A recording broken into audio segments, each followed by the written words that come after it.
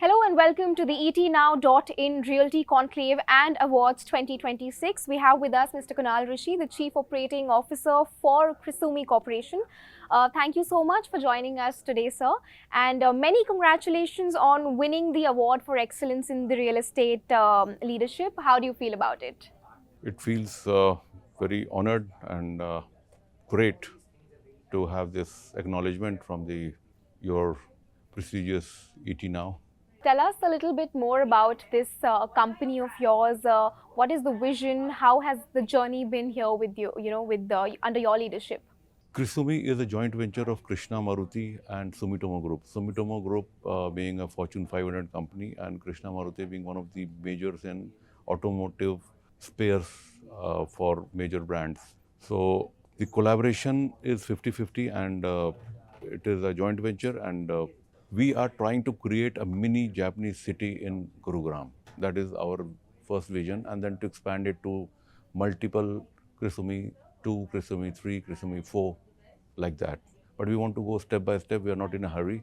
We are establishing our first maiden project, that is 33.5 acres of in sector 36A, which has got a Japanese feel of it, and our architect is Japanese. Our Nikin Seki, number one in Japan, number two in world. We have got Japanese project management working for us, and we have got Japanese quality controller also working for us. So we are trying to deliver Japanese quality in Indian price to the customers. When we talk about the real estate market, every sector has had its own journey, its own transitions. How do you see the real estate sector in the next 5 years, specifically in the Indian context? What we have been exploring, that what we have been seeing from the customer demand is going towards bigger, larger, and more luxurious lifestyle. And they are looking for, actually, after COVID, if you see, everyone understood the importance of having a good house. Earlier, it was a time when people were thinking why to spend in buying a house. But after COVID, the trend has changed, and we are seeing that it is going upward, upward, and upward. Now, there are two things. First, the customer wants a hassle-free journey right from the day he books apartment to the delivery. He doesn't want to have any kind of hassle. So we are just building a lot of things like with software, help of software and other techniques, that the customer is always informed about how his journey is going on. Wherever the demand is, receipt and everything is coming on his WhatsApp and on his phone, and with this thing, he is always knowing what is happening. We also send the construction updates on time, and we are trying to give him a very hassle-free experience when he joins hands with us. That is what it is, and what I see in 5 years, a lot of corporates will have the edge over other developers, because with these ups and downs in the real estate, only the corporates will be able to manage it for timely deliveries and other things. So Right, it very is going to important be factor. corporatization of real estate is going to happen in next 5 years to next level.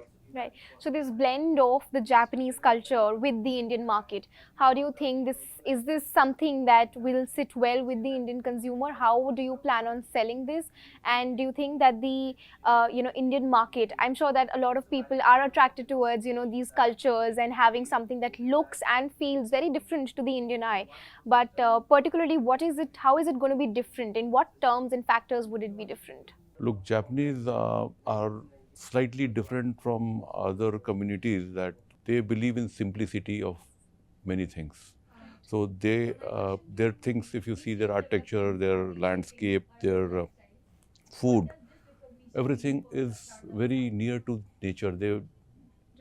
They want to be simple, and that is why they are living so long. They are the longest living people in world, and because of the simplicity and with precision that they work, and what we are doing, we are putting all the equipments and everything which is made Japanese brand. So our technology has got an edge, and people have a hassle-free experience of living there. That is why people are coming to us, because they know that Japanese quality is one of the best in the world. In these high growth markets like Gurgaon, I'm sure that it's such a booming sector, it's such a booming city in terms of real estate, in terms of growth and development. But at the same time, I'm sure it comes with its own set of challenges as well as its own set of opportunities. So, as somebody who's had such a vast experience in this sector, what do you think? What are the set of challenges and opportunities that, particularly, we're seeing in the real estate sector in terms of these, high driven, growth driven cities?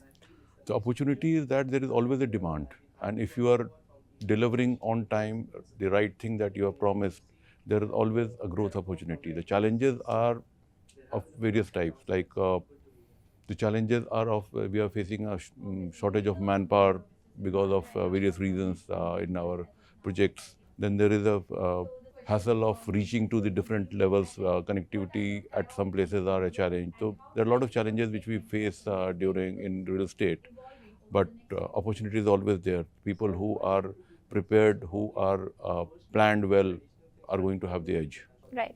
Thank you so much for this Thank you. conversation. It was really insightful and it was a pleasure talking to you. Thank you so Thank much. you for having me. Thank you.